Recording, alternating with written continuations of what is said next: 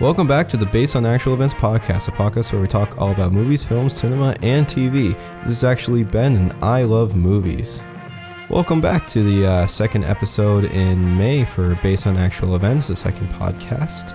So we might be on track to get 12 episodes in this year, maybe even a little bit more now, because if you can't tell by the audio quality, and for my post on Instagram, on my Instagram story, I got a brand new microphone. It just came in today, and I'm actually quite excited. I just used it for a school project. Even though I'm done school, I got some things that I need to do for next semester, and it sounds really good. It sounds a lot better than the Zoom. I need to learn how to do like compression and EQ, and maybe learn how to talk properly with it because it's a condenser mic, and talking at different distances. This makes it sound a little bit different, so I need to learn the best possible way for the sound for it. But yeah, it came in. I'll put the mic name down below in the description if you want to look at it. It was actually a very reasonable price for what you get. I have the entire boom arm set up and the pop filter, and it's just USB, so it doesn't need phantom power or anything like that. It's a condenser. It's very good. It was about 94 Canadian, which is not bad with free shipping. I think I really like it, and I really enjoy it for what it is. And I'm excited because this podcast is something that I love to do. It's something that is an extension of myself, an extension of film that I like to express. And this mic helps me do it. It's a little bit better quality than the Zoom on my bedroom floor or on my bed. And now this is actually, I'm at a table. I'm sitting down. I feel like Joe Rogan right now. So the other thing that's changed is the intro, if you didn't catch that before. So my first three intros was a podcast where we talk about movies, film, and cinema. But now we talk about movies, film, cinema, and TV. I think TV is something that I talk about frequently. I talked a little bit about before. I talked about in Tiger King in episode 3. So I think that it's only right that we have it in the intro where we talk about TV, because I have a little bit of TV that we're going to talk about in this episode. I don't know how long this episode's going to be. It could be long, it could be short. I have a lot of things, a lot of topics, but some of these might get cut and might get put into a separate episode. So yeah. So I hope everybody's doing well in these chaotic times that we find ourselves in. I introduced it last time of chaotic times. This is the third podcast that is in COVID times and recording in COVID times. And it's changing. Things are starting to open up. It's looking promising, but I hope everybody's staying safe out there. And man, I was watching some movies. That's what I've been doing in this quarantine, and just looking at movies where people are gathered together, going to parties and everything like that. Walking downtown and busy streets and stuff like that.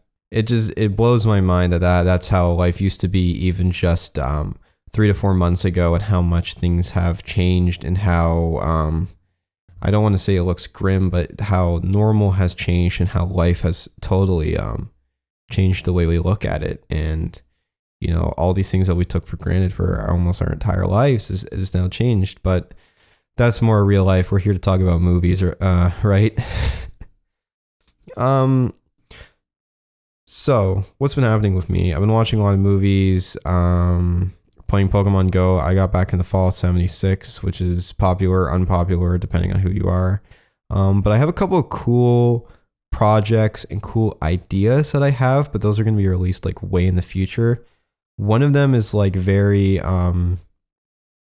doable and probably is going to happen, but will most likely happen in September is when it's going to be released, and it's going to be very similar to what we're doing right now, but enough change that it's unique.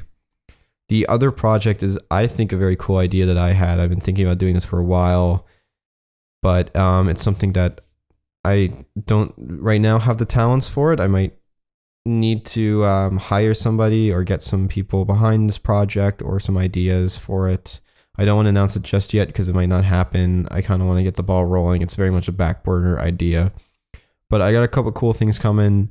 But my main focus right now is to keep this podcast alive and expanding the YouTube a little bit. Maybe doing some other videos for the YouTube and getting some things out there. So the movies that I've been watching lately, I've been watching way too much horror lately, like way too much horror. I finished the Scream series. I finished 3 and 4. I watched Kirienko, or The Black Cat, which is a 1968 Japanese horror film directed by Kenido Shinindo. I watched It Follows by David Robert Mitchell. And I've just been watching so much horror lately. I feel like horror is the only thing that I've been watching lately, and my whole last episode was focused around horror, and now I'm coming back and I'm talking more about it, and I don't want this podcast to be a horror podcast, but it's starting to slowly become into that. So last night I was going to watch a movie, and like I said in the last episode, I really want to watch the docuseries on cursed films and cursed film sets that Shudder has put out, but Shudder's primary is entirely horror. So these docuseries are all horror films. So The Exorcist, The Omen, The Crow, Poltergeist, and the Twilight Zone movie, which are all horror movies. And I actually, surprisingly enough, I haven't seen them. And I know that's kind of a shock that I've never seen The Exorcist. I just never really got around to it. And I don't have, it's not on any streaming service, which is very weird. So I'm going to have to rent it soon. But I want to watch all those movies before I watch the docuseries. So I want to watch Exorcist, Omen, Poltergeist, and all those before I actually watch the docuseries, because I don't know, I find it weird when you watch something about a movie that you've never seen before.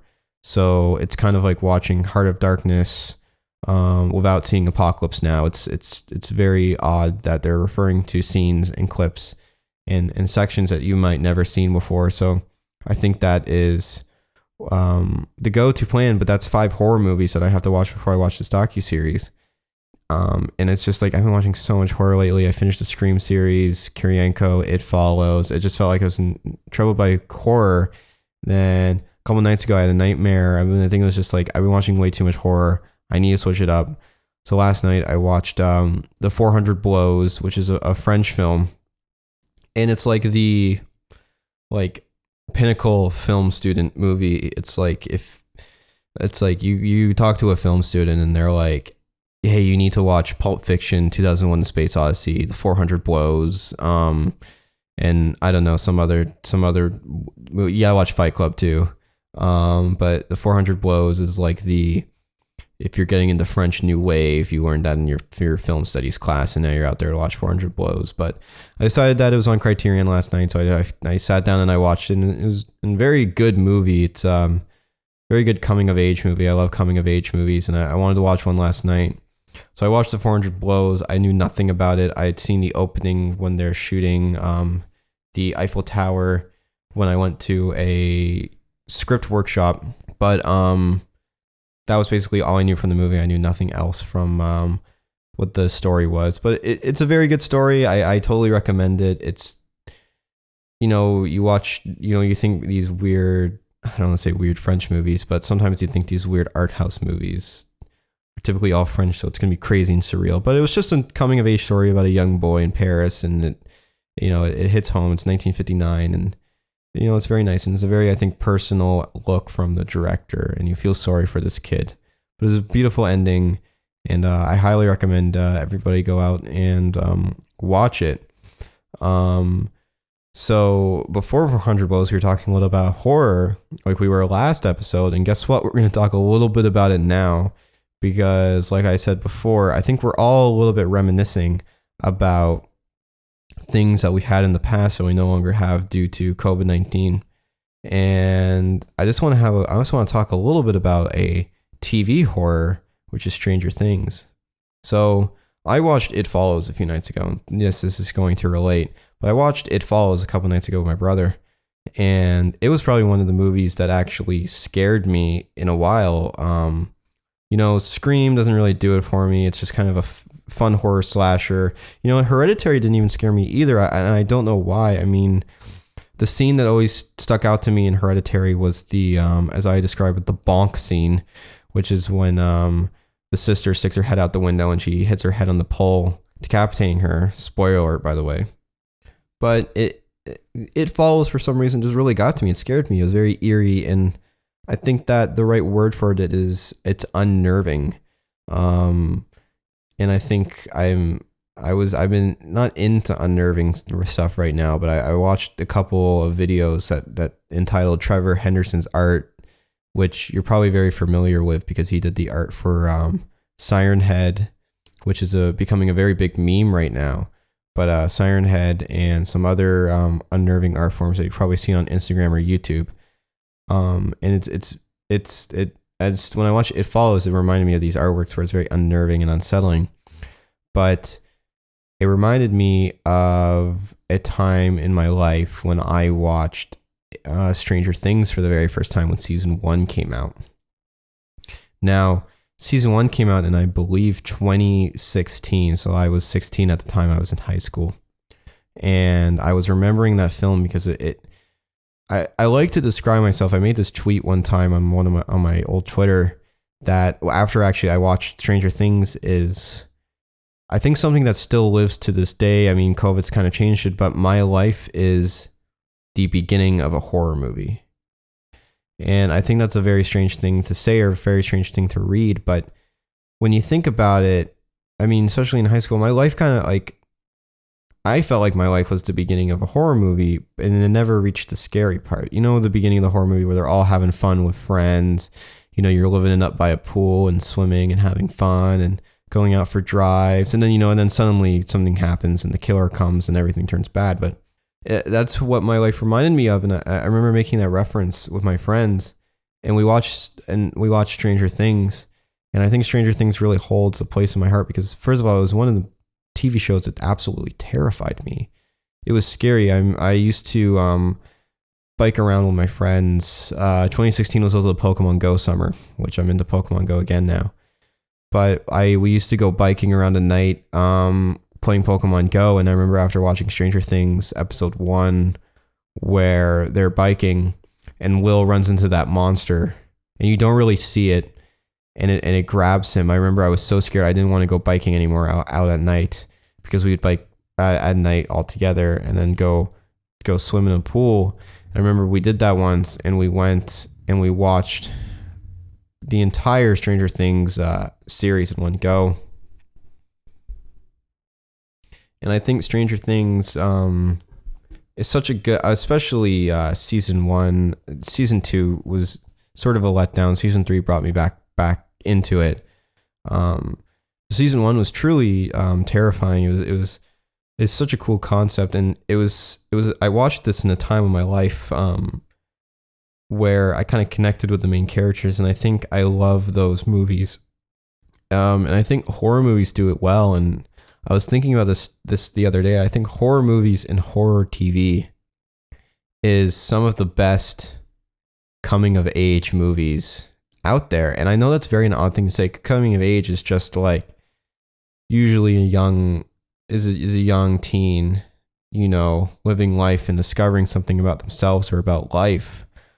But it's you know, there's always this pressure like Lady Bird, the pressure of school, the pressure of parents and everything like that. But I feel like horror movies are just like the coming of age of these characters of they're dealing with the stress of killer, but take that out of there. They're just kids being kids and teens. And I think that horror movies are one of the movies that the reason why I like watching is because they remind me a lot of growing up and being in high school with all my friends, because even in Scream, when they had that big party with everyone watching a movie, that reminded me and my friends. So it's kind of interesting that when I watch Stranger Things, it's such a terrifying horror, but it brings me back to a place in my life that was so fun, because I remember watching it with my friends and experiencing like these characters in the summer, and it brings back good memories. And I think a lot of movies have that power where you watch it brings back a certain memory or a certain time period in your life where you kind of relive or refill those moments. And I think music also has that too. There's certain songs that I listen to and I feel like I'm back in 2017, back in 2016, even back in 2008. You know, these movies, this media kind of transforms you back in the day. And I think that's something that's very important, and is very important about film as well. And Stranger Things is one of those shows that does that for me and brings me back whenever I think about it. And summer's coming up again. and it's going to be a lot different. We're all going to have to be staying inside and watching movies. So I think I'm going to be, maybe we'll rewatch Stranger Things so it still feels like a summer that I've experienced and a summer that I love. So, I mean, every movie has had. Last summer's movie was Once Upon a Time in Hollywood. I watched that, and I remember the good times of me being at my work and watching that movie every opportunity I got. I watched that movie 6 times. Usually just go after work and go see the movie. So movies kind of bring us back to something, bring us back to a summer. And I think summer in movies has always had a link with the summer blockbusters. And I think that's really cool, is that I can watch a movie from a summer blockbuster that I probably saw and I remember a specific memory. And I think a lot of my memories, and the reason why I love film, is that a lot of my memories are linked to the movies and going to the movie theaters. Like one of my memories is, I'm going to see Deadpool. I think it was Deadpool 1. I was going to see Deadpool 1 and I was too young to go see it. And some random guy who's 20 flashed the ID and let me into the movie. And I got to see that movie when I was too young. Same with Alien Covenant. I bought a ticket and I went to see all my friends, and they all bought tickets to go see some, family comedy. So I was able to actually get into Alien Covenant, and they all had to sneak in. My first date was at a movie. I watched Baby Driver. I think that the movies have such a link to me that, I watch a certain movie and I have a certain memory from that movie or that time period. I think that's the power that cinema has on us. Now, after that sentimental thing, we're going to talk about something a little bit different. Yeah, that got really sentimental. I just want to talk about Stranger Things and how it reminded me of summer in 2016, but it got really kind of deep and poetic there, did it not? I don't really ask people to comment down, but I'm starting to think maybe I should ask people to comment. What movie reminds you of a certain time period? Because there's a lot of movies that remind me of certain memories, like I just said, but I want to know what some of your memories are to movies. I mean, you don't have to tell the memory, but what's a movie that links you to the past, A Link to the Past, Legend of Zelda. I'm making all these references. They're all theories, which is why we're going to talk about the best fan theories. If that's not a segue, I don't know. That's not a segue. I just started listing off stupid things. So we're going to talk about some of the best fan theories out there. I got a couple down right here, and there's a couple that I'm going to address. There's a couple I'm not going to address. I don't know. There's some that I really like, and there's some that are just stupid. I'm not going to lie. Some are stupid. But I mean, let's start off with an easy one that I believe, and if you don't believe, you're entitled to your wrong opinion. Sorry.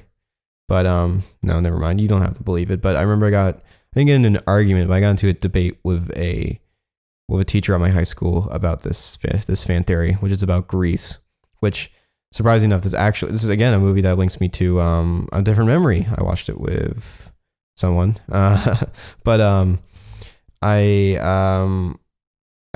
know the Grease ending. I haven't seen all Grease. I saw half of it when I watched it. But the ending of Grease is Sandy and oh my gosh, why can't I remember his name? John Travolta.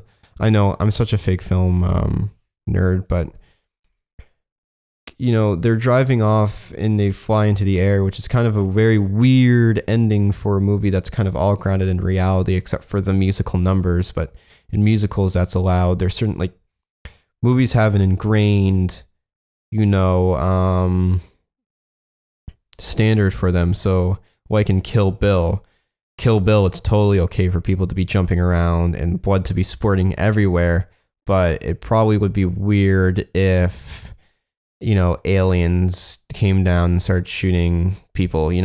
There's an ingrained rules to the world of films and the world that you create for your film. And in a musical, the rule is it's okay for people to burst out in singing, but it's kind of weird when it's a totally grounded musical and then at the end you fly off into the sunset. It's kind of weird. So there's a theory that Sandy drowned on the beach in Australia, I believe they were in.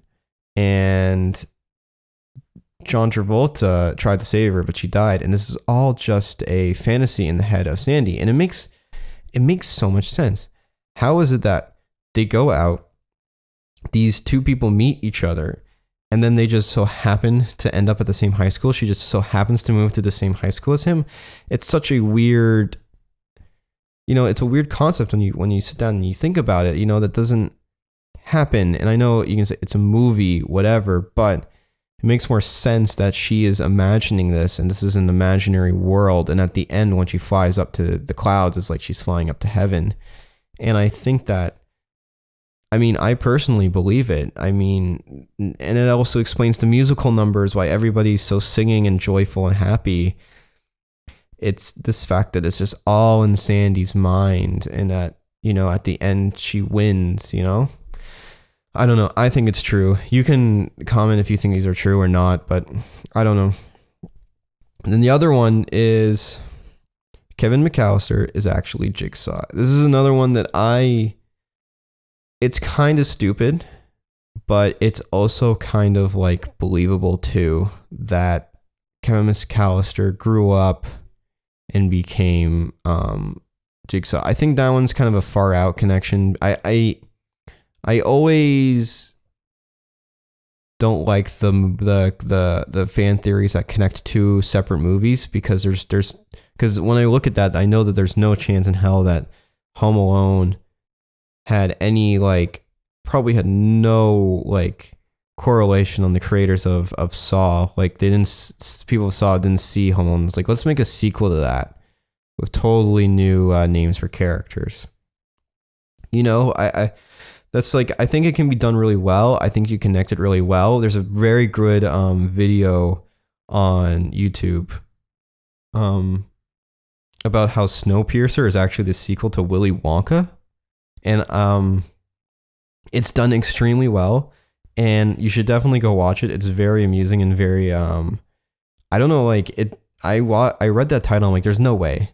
And then they do it really well. They explain it really well, how it's a connection. But I also know that there's no real possibility that the creators of Willy Wonka were like, in the sequel, this guy's going to be on a train and they're going to be, eating bugs and it's going to be snow everywhere. There's no way. And there's also no way that the creators of Snowpiercer were thinking that they're going to make a sequel to Willy Wonka. It's just very, there's connections to it that you can make and you can twist and it's a very, very you have to look at it at a very the right angle to be yeah, it's okay. Yeah, it can be a sequel. And I think the people who do the Snowpiercer video, I'll link it below, do it really well. And then the Kevin and Jigsaw one, it's just kind of he makes traps. They both make traps. The furnace kind of looks like the machine that he uses to rip open. I don't know what it's called, the bear trap thing. I don't know. It's in Dead by Daylight. But yeah, I think that the theory that Sandy is dead, I think that's very good because that's in the movie, and there's definitely could be a creator or one of the writers be this can be hidden subcontext that the viewer can take it or not take it and take it at face value or read into it a little bit more. It's because it's their own movie. When you have two different separate movies that aren't a franchise, it's kind of hard to do that. Another one that I think is right, which is a movie in a movie, is Pulp Fiction. Marcellus Wallace's soul is in the briefcase.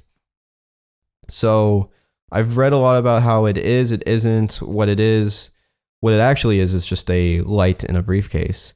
But everyone was like, it's Marcellus Wallace's soul. The combination number is 666. He has a band-aid on the back of the head, which is, I think, if you read somewhere, the way that you extract the soul or something from a person is through the back of the head, which makes sense. But I'm pretty sure that it was just, he was shaving his head and he cut his head, I believe. And then he had to put a band-aid on it. And Tarantino was like, oh, that looks cool. Let's do that. So there's kind of an argument against it, but I think it makes the most sense, even if it's not the filmmaker or if it's not Tarantino's direct idea for it. He might have just wanted to be this is very ambiguous. It could be whatever the viewer wants. But I think that a viewer consensus is that it's Marcel Wallace's soul, and I think it's such a cool concept in sort of a grounded reality. And and I'm gonna say that Pulp Fiction is a grounded reality because it's in the Tarantino Rodriguez universe, which is all normal. What gets me into the next theory, which is, people have been saying that, Tarantino has all his movies in one universe, and that's correct, but he has the Tarantino universe and then he has the film and film universe, which is there's a number of Tarantino movies that are all set in the same universe. So Django, Hateful Eight, Once Upon a Time in Hollywood, Jackie Brown, Pulp Fiction, Reservoir Dogs, stuff like that. And same with some Rodriguez films. But then there's films that a character. So at the end of Pulp Fiction, Bruce Willis's character's Butch gets away. So Butch could possibly go to the movie theater and watch Kill Bill.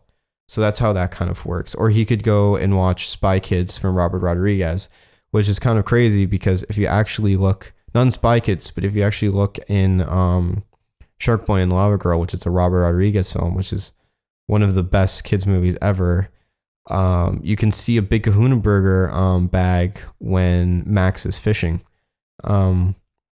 which is really cool. And you can take that as, it's product placement from the Tarantino universe, or you can even take it as that Shark Boy and Lava Girl is set in the same universe as Pulp Fiction, which either or is very funny, but in reality, it's just a movie that Butch could go see in the movie universe. Now, a theory that the reason why these movies are so kind of, because, Kill Bill's kind of, like you said, it's a movie in movie universe. So it's weird. It's not Tarantino's movie. It's Tarantino's take on a movie. So that's why it's so flamboyant and extra. But the reason why these movies are kind of flamboyant and extra, same with like Death Proof, the Spy Kids movies, and all that. I can't really contest to Robert Rodriguez, but especially with Tarantino, is Inglourious Basterds is set in the Tarantino universe. So the reason why movies are so loved and respected in the Tarantino universe is because Hitler was killed in a movie theater. And that's kind of like now become the American pride and the American joy of going to the cinema, because it's now an American pastime because Hitler was killed in a movie theater. And I think that's probably one of my favorite theories because I think that's so Tarantino, and I think that's like such a cool little nod to his love of cinema and propaganda, and I don't know, I love it. It's fantastic. There's a couple other ones here that I have, but we'll talk of them another time because we're gonna end it up real quickly. This episode I know isn't as long as some of the other episodes, but kind of on a time crunch. I'm not fully set up with my new microphone yet. I'm just sort of testing this out with this new setup, and also this is the second podcast for May. The last one was pretty long, with an hour. So we're just reaching about half an hour right now. So we're probably gonna go for another more 10 more minutes probably. So get to 40 minutes, and I think that'd be pretty good. So, but enough delaying.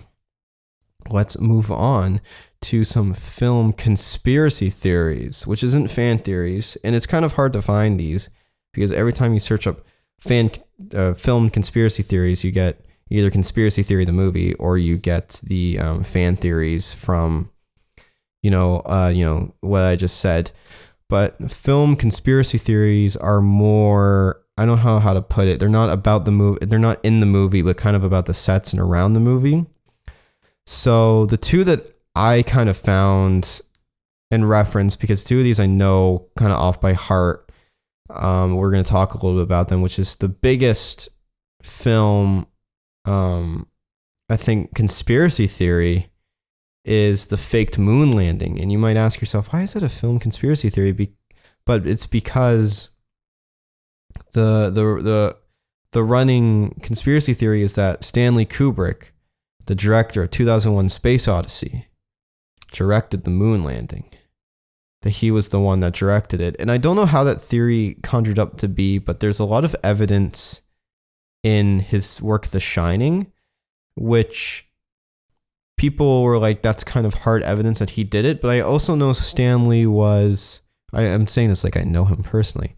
Stanley was sort of a humorous kind of guy, and I feel like he would totally make references sort of as a, just kind of as a troll. When he kind of were in these, because he made Doctor Strange, which was supposed to be a drama and a war drama, into a comedy. So there's like, he had a humorous side to him, but the evidence is in The Shining. The young boy has an Apollo sweater on, which people are like, totally evidence right there. And the second one was, I believe that the room number, I can't remember the number off by heart, but the number of the room, it's a very famous number in the book, but he changed it, and the number is the exact number of, I think, miles from the Earth to the moon. People are like, that's kind of weird. Why would you change the number from the book to this very specific number?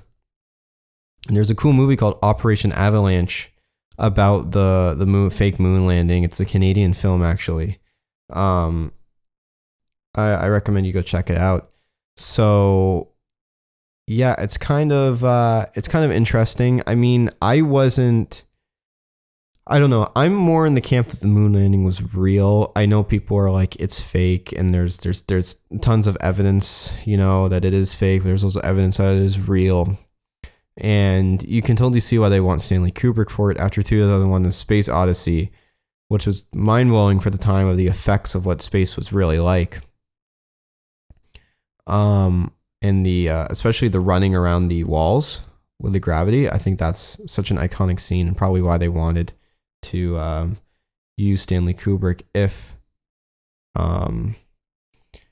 they actually did use Stanley Kubrick. Who knows? Maybe they got Alfred Hitchcock to actually direct it, and nobody was the wiser. But anyway, yeah, I'm more in the camp that it's real. I don't want to explain why I think it's real, because that's not really into movies, but it's an interesting conspiracy theory to look at, that Kubrick directed the moon landing. And I think my favorite joke is to people who don't really watch film, which is, hey, have you ever seen a Stanley Kubrick film? And they're like, no. And I'm like, oh yeah, you have. You watched the moon landing. So yeah, which was a joke that my brother made to me, and I thought it was quite humorous. So the other conspiracy theory I want to talk about, sort of more morbid than landing on the moon, which is in The Wizard of Oz, the Munchkin is dead, and you can see him hanging in one of the scenes. Yeah. So this was actually, I learned about this in elementary school in grade 6 or something, and this actually terrified me. I remember looking up videos and them pointing it out and being like, here's the hanging Munchkin, you can see him while they're skipping down. And I thought that was horrifying that there was a real death in a movie that you could watch. And I'm like, this isn't a fake death. Someone actually died. So that was a big conspiracy theory, and everyone was like, what was it? It was like his wife left him, and like he wasn't getting paid or something. So he decided to do it on set, and it just so happened to be while filming. But I read recently, I remember there was a big conspiracy theory for a while. I think when the internet came out, everyone was speculating this, but it's actually, I think, a pelican. They had a number of animals around. So it's not real. I think someone came out and explained, or one of the old, I wouldn't know, they probably all be passed away by now, but someone explained sort of what it actually was, and it wasn't actually a dying Munchkin. It was a bird that was flapping in the distance. But I remember reading about this and watching videos, and I was terrified, horrified in like grade 6. I think it gave me nightmares actually, about just thinking about how there's this guy dead on screen. But that's not actually a real, and that's the thing with conspiracy theories. People don't know if they're real or not. This one's not real, and I want to find more, and I want to talk about these more because I find them so interesting. And there's one that I'm looking for. I remember being quite young, before grade 5. And I read this book. It was a book about aliens, because I loved aliens back then, and I loved everything paranormal. And I read this book, and there was a small blurb, like it's sort of like a visual dictionary kind of. A small blurb, and it was a film still from a movie. I can't recall and it was a picture of an alien on a table, and it just said, one avid film watcher, so-and-so, I forget the name, watched this movie and could have sworn that the prop alien on the table actually moved and it was actually a live alien.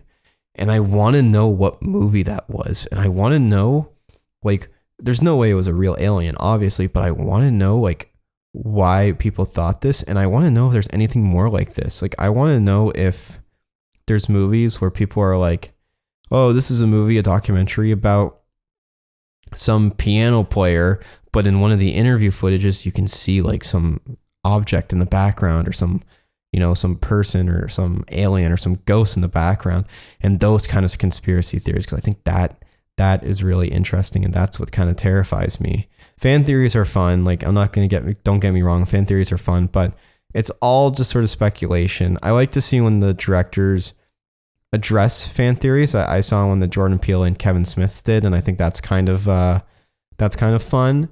But I like these weird conspiracy theories. I don't know.